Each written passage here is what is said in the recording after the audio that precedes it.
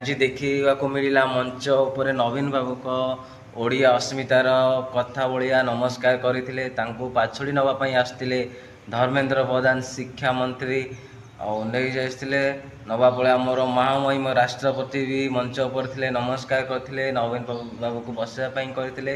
ଆଉ ନବୀନ ବାବୁ ବସିକି ଆସିଲା ପରେ ଆମର ମୁଖ୍ୟମନ୍ତ୍ରୀ ମୋହନ ମାଝୀ ଉଠି ପଡ଼ିଥିଲେ ତାଙ୍କ ଚେୟାରରୁ। ନବୀନ ବାବୁ କହିଥିଲେ ତମେ ବସିଯାଅ ବସିଯାଅ। ଇଏ ହେଉଛି ଆମ ଓଡ଼ିଆର ଅସ୍ମିତାର କଥା। ଆଉ ମୁଁ ଭାବିଲି ଏଇ ଆମର ସମ୍ମାନ ଓ ଆମ ରଥଯାତ୍ରାରେ ଓଡ଼ିଆରେ ଅସ୍ମିତା କଥା ସମସ୍ତେ ଚିନ୍ତା କରୁଛନ୍ତି, କି ସମସ୍ତଙ୍କର ଭାବ ବିଭବ ନାହିଁ, କେହି କାହାକୁ ବିରୋଧ କରୁନାହାନ୍ତି। ସେଇଭଳି ଆମ ଓଡ଼ିଶା ପାଇଁ ଆଗକୁ ନେବା ପାଇଁ ଯଦି ସମସ୍ତେ ମିଳିମିଶି ବିରୋଧୀ ନ ହୋଇକି ଠିକରେ ଯଦି କାମ କରନ୍ତେ ଆମ ଓଡ଼ିଆ ଅସ୍ମିତା କଥା ଆସନ୍ତା, ଓଡ଼ିଆ ବହୁତ ଆଗକୁ ଯାଆନ୍ତା।